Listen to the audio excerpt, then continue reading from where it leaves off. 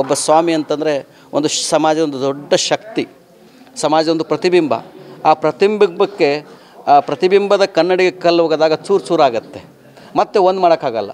ಹಾಗಾಗಿ ಹೇಗೆ ಅವ್ರ ರಕ್ಷಣೆ ಆಗಬೇಕು, ಅದಕ್ಕೊಂದು ನಮ್ಮ ನಾಡಿನ ದೇಶದಲ್ಲಿರುವಂಥ ಎಲ್ಲ ಹಿಂದೂ ಮಠಾಧೀಶರ ಒಂದು ವೇದಿಕೆ ಆಗಬೇಕು ಮತ್ತು ಅವ್ರ ರಕ್ಷಣೆ ಸಿಗುವಂಗೆ ಆಗಬೇಕು. ಈ ರೀತಿ ಘಟನೆಗಳು ಮತ್ತೆ ಆಗದ ಹಾಗೆ ನೋಡ್ಕೋಬೇಕು ಅಂತ ಹೇಳಿದಾಗ ಸಕಾರಾತ್ಮಕವಾಗಿ ಸ್ಪಂದಿಸಿದ್ದಾರೆ.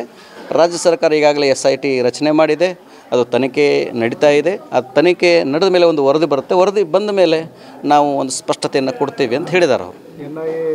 ನಾವು ಅದರ ಬಗ್ಗೆ ನಾವೇನು ಚರ್ಚೆ ಮಾಡಿಲ್ಲ ಅವ್ರ ಮುಂದೆ, ಯಾಕಂದರೆ ನಮ್ಮ ನೇತೃತ್ವ ನೀವು ಹೋಗಿರೋದ್ರಿಂದ ನಮ್ಮೆಲ್ಲವನ್ನು ಕೇಳಿದರು. ಸೂಕ್ತವಾಗಿರುವಂತಹದ್ದು ಇನ್ನು ಮುಂದೆ ಯಾವುದೇ ಧರ್ಮಕ್ಷೇತ್ರಗಳಿಗೆ ಧಕ್ಕೆ ಆಗದ ಹಾಗೆ ನಾವು ನೋಡ್ಕೊತೀವಿ ಅನ್ನೋಂಥ ಒಂದು ಭರವಸೆಯನ್ನು ಕೊಟ್ಟಿದ್ದಾರೆ. ಒಬ್ಬ ಸ್ವಾಮಿ ಅಂತಂದರೆ ಒಂದು ಸಮಾಜ ಒಂದು ದೊಡ್ಡ ಶಕ್ತಿ, ಸಮಾಜ ಒಂದು ಪ್ರತಿಬಿಂಬ. ಆ ಪ್ರತಿಬಿಂಬದ ಕನ್ನಡಿಗೆ ಕಲ್ಲು ಹೋಗೋದಾಗ ಚೂರು ಚೂರಾಗತ್ತೆ, ಮತ್ತೆ ಒಂದು ಮಾಡೋಕ್ಕಾಗಲ್ಲ.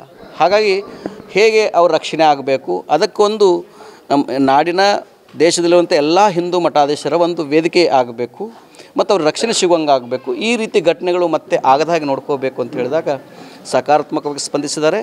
ರಾಜ್ಯ ಸರ್ಕಾರ ಈಗಾಗಲೇ SIT ರಚನೆ ಮಾಡಿದೆ, ಅದು ತನಿಖೆ ನಡೀತಾ ಇದೆ. ಆ ತನಿಖೆ ನಡೆದ ಮೇಲೆ ಒಂದು ವರದಿ ಬರುತ್ತೆ, ವರದಿ ಬಂದ ಮೇಲೆ ನಾವು ಒಂದು ಸ್ಪಷ್ಟತೆಯನ್ನು ಕೊಡ್ತೀವಿ ಅಂತ ಹೇಳಿದ್ದಾರೆ ಅವರು. ನಾವು ಅದರ ಬಗ್ಗೆ ನಾವೇನು ಚರ್ಚೆ ಮಾಡಿಲ್ಲ ಅವ್ರ ಮುಂದೆ, ಯಾಕಂದರೆ ನಮ್ಮ ನೇತೃತ್ವ ನೀವು ಹೋಗಿರೋದ್ರಿಂದ ನಮ್ಮೆಲ್ಲವನ್ನು ಕೇಳಿದರು. ಸೂಕ್ತವಾಗಿರುವಂತಹದ್ದು ಇನ್ನು ಮುಂದೆ ಯಾವುದೇ ಧರ್ಮಕ್ಷೇತ್ರಗಳಿಗೆ ಧಕ್ಕೆ ಆಗದ ಹಾಗೆ ನಾವು ನೋಡ್ಕೊತೀವಿ ಅನ್ನೋಂಥ ಒಂದು ಭರವಸೆಯನ್ನು ಕೊಟ್ಟಿದ್ದಾರೆ.